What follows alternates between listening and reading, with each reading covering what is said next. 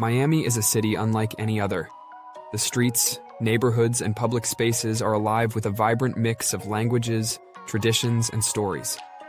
From Little Havana to Wynwood, from Coral Gables to the Design District, you can feel the energy of a city built on culture, resilience, and diversity.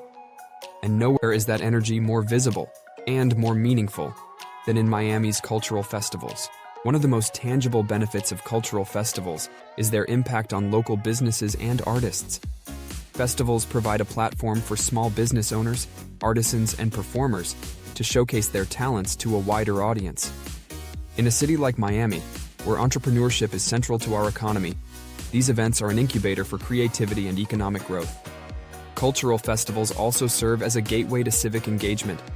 When people attend an event, they often encounter nonprofits, educational initiatives, and volunteer opportunities they might not have known about otherwise.